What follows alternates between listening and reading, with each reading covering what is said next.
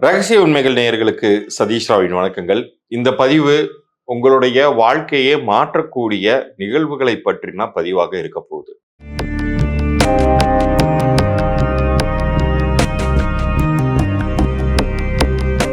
பன்னெண்டு ராசியினருக்குமே இந்த வருஷம் 2026 மாதம் வருடம் புத்தாண்டு துவங்கியாச்சு, தை மாதம் பிறந்தாச்சு, ஆனா விடிவு காலம் மட்டும் பிறக்கல அப்படின்னு புலம்பிட்டு இருந்த எல்லாருக்குமே சனி ஒரு பதில் சொல்ல போகிறார்.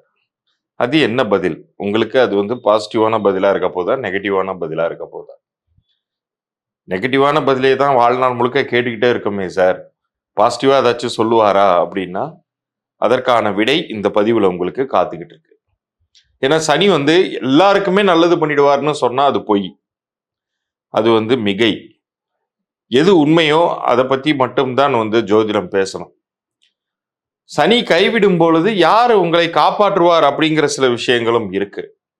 இப்போ ஒரு சில ராசினருக்கு சனி நல்லது பண்ணக்கூடிய நிலைமையில இப்ப இந்த ஆண்டு இல்லைன்னாலுமே, யாருக்கெல்லாம் 7.5 சனி நடக்குதோ, யாருக்கெல்லாம் அஷ்டம சனி நடக்குதோ, பயப்படாதீங்க. உங்களுக்கு வேறு சில கிரகங்களின் உதவிகள் கிடைக்க போகுது அப்படிங்கிறத பத்தி எல்லாம் பார்க்க போறோம். சரி, இதெல்லாம் ஒரு பக்கம் இருந்தாலுமே எனக்கு நல்லது நடக்கவே மாட்டேங்குதே, எல்லா சேனல்லையும் எனக்கு இந்த ராசினருக்கு நல்லது நடக்குதுங்கிறாங்க ஆனா நடக்க மாட்டேங்குது அப்படிங்கிறவங்களுக்கு ஒரு தெளிவான பரிகாரம், அதுவும் உங்களுடைய பெயர் சார்ந்த பரிகாரத்தை பற்றியும் இதுல நான் சொல்ல போறேன். ஆனா அது என்ன மாதிரியான ஒரு பலனை கொடுக்கும் அப்படின்னு கேட்டீங்கன்னா, கிரகங்களுடைய சுழற்சி எப்படி இருந்தாலுமே உங்களுடைய லைஃப்ல வெற்றி அப்படிங்கிறதை பார்க்க வைக்கும், உங்களுடைய இலக்கை அடைய வைக்கும். ஏதாச்சும் ஒரு விஷயம் உங்களுக்கு டிலே ஆயிட்டே இருக்கா, அது அடைவதற்கான வழி இந்த பதிவின் இறுதியில நான் சொல்ல போறேன். அதே மாதிரி உங்களுடைய பிறந்த தேதியின் அடிப்படையில நீங்க எந்த கிரகத்தின் ஆதிக்கத்துல இருக்கீங்க, எந்த கிரகத்தின் ஆதிக்கத்துல இருக்கிறதுனால உங்களோட குணாதிசயங்கள் அப்படி எப்படி இருக்கும், உங்களுடைய பெயர் எந்த எண்ணில் அமைஞ்சிருக்கு, அதை பத்தின குறிப்புகள், அதை பத்தின ஒரு இலவச எண்கணித பார்வை, அதை பத்தின தகவல்களும் இந்த பகுதியை முழுமையா பார்க்கும் பொழுது உங்களுக்கு கிடைக்கும். இப்ப மேஷம் முதல் மீனம் வரைக்குமான ராசியினருக்கும் ஒவ்வொருவருக்குமான பிரத்யேக பலன்களை, அதுவும் சனி சார்ந்த இந்த 2026 அவருடைய பெயர்ச்சி சார்ந்த பலன்களை பற்றி விரிவாக பார்ப்போம் வாங்க. தனுசு ராசியை பொறுத்த அளவுக்கு இன்னும் அர்த்தாஷ்டம சனியாக தான் சனி இருக்க போகிறார். அந்த பெயர்ச்சி அப்படிங்கிறது சென்ற வருடமே நிகழ்ந்துருச்சு அப்படின்னு சொன்னாலுமே கூட வாக்கிய பஞ்சாங்கத்தின் அடிப்படையில் இந்த மார்ச் மாதம் தான் நிகழுது 2026. ஸோ இந்த அர்த்தாஷ்டம சனி அப்படிங்கிறது நிறைய நேரங்களில் பார்த்தீங்கன்னா நிறைய செட்பேக்ஸ் அல்லது காலதாமதமாகும். ஒவ்வொரு விஷயமும் போஸ்ட்போண்ட் ஆகி அது உங்களுக்கு நடக்கும். அதுதான் ஒரு டிராபேக், மற்றபடி வேற எந்த டிராபேக்கும் கிடையாது. நிறைய பேர் நினைக்கலாம், ஐயோ இவ்வளோ நாள் ஒன்றுமே நடக்கலைங்க, எல்லாம் ஆஹா ஓஹோங்கிறாங்க அப்படின்னா அது கன்னியூ ஆக தான் போகுது. ஏன்னா இந்நேரமே ஓரளவுக்காச்சும் பழகிருப்பீங்க நீங்கள் அடி மேலே அடி வாங்கி. பட் உங்களுடைய ராசி அதிபதியான குருவுமே அஷ்டமஸ்தானத்தில் இருக்கிறார், அதுவும் ஒரு ரீசன்.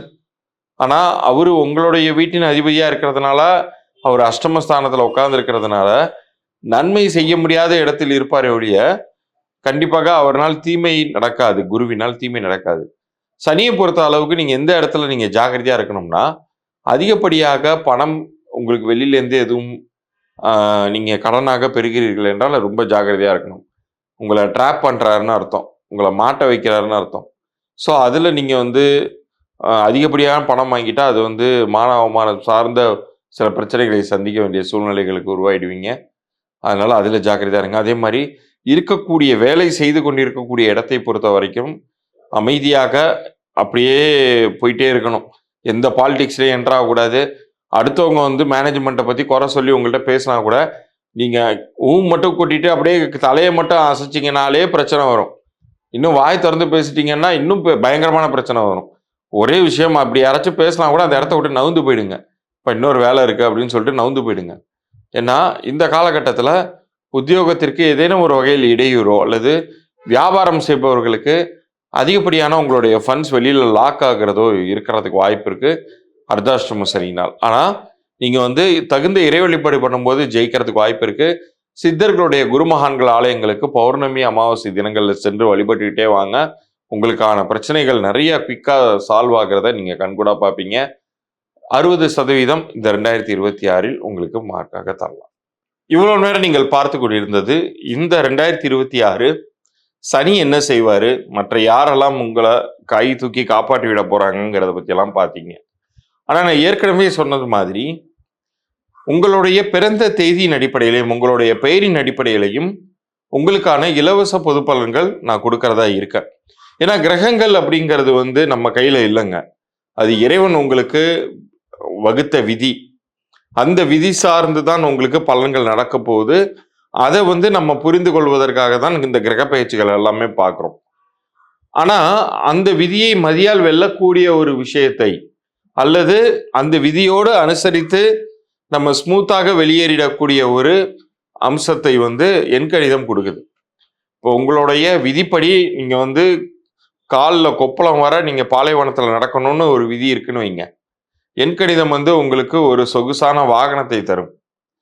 பாலைவனத்தில் செல்லக்கூடிய ஒரு ஒரு ஒட்டகத்தையோ அல்லது அதில் செல்லக்கூடிய ஒரு இந்த ஜீப் சஃபாரிலாம் பார்த்துருக்கீங்களே, அது மாதிரி ஒரு வாகனத்தை கொடுத்தா உங்களுக்கு எப்படி இருக்கும்?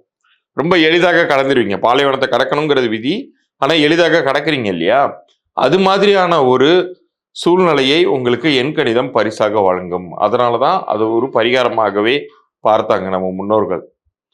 அது எப்படிப்பட்ட பலன்களாக இருக்கும்? உங்களுடைய ஒவ்வொருத்தருடைய பிறந்த தேதிக்கும் தற்போது உள்ள பெயருக்குமே அந்த சின்க்ரனைசேஷன் இருந்தாதான், உங்களுக்கான அதிர்ஷ்டத்தை உருவாக்கக்கூடிய தன்மை இருந்தாதான் ஒரு நல்ல லைஃப் இருக்கும். அதனால தான் நீங்கள் எல்லாருமே புலம்புறது.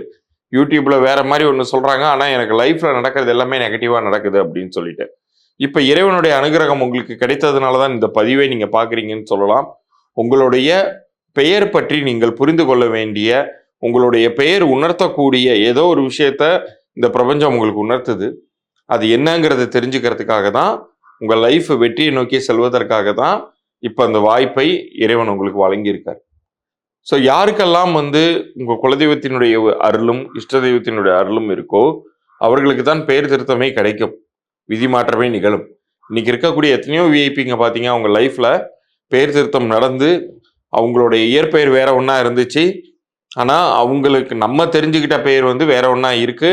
அதுதான் பெரிய வெற்றிகளை நம்ம யதார்த்த மனிதர்களுக்கு மாத்திரமல்ல, நிறைய ஆன்மீகம் சார்ந்த வேங்கடநாதன் தான் ஸ்ரீ ராகவேந்திரரா மாறுறாரு. நரேந்திரநாதன் தான் விவேகானந்தரா மாறுறாரு.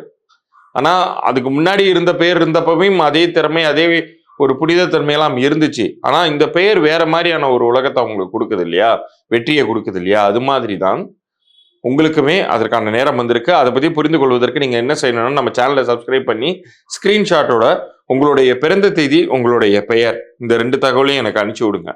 யாருக்கெல்லாம் வியாபாரம் இருக்கோ அவங்களுடைய வியாபார பெயரையுமே எனக்கு அனுப்பிச்சி விடுங்க.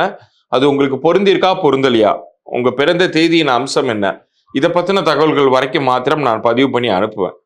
அது உங்களுக்கு சரியான பலன்களை கொடுக்கவில்லை என்றால் மேற்கொண்டு என்ன செய்யணும் அப்படிங்கிற என்னுடைய கட்டண சேவை பற்றியும் நான் சொல்வதாக இருக்கேன். நான் சொல்லி அனுப்பக்கூடிய அந்த இலவச பொது பலன்கள் உங்களுக்கு ஒத்து வந்தால் மட்டும், அது உங்களுக்கு பொருந்தி இருந்தால் மட்டும் நீங்கள் என்னுடைய மற்ற சேவைகளை நீங்கள் எடுத்துக்கொள்ளலாம். யாரெல்லாம் பிறந்த குழந்தை உங்க வீட்டில் இருக்கோ, குழந்தையுடைய பிறந்த தேதி, பிறந்த நேரம், ஒருவேளை அந்த குழந்தைக்கு நீங்க நேம் வச்சிருந்தீங்கன்னா அந்த பெயரோட எனக்கு அனுப்பிச்சு விடுங்க. அந்த குழந்தைக்கான டீட்டெயில் கூட நான் உங்களுக்கு ஷேர் பண்றேன். மீண்டும் அடுத்த பதிவில் சந்திப்போம். நன்றி, வணக்கம்.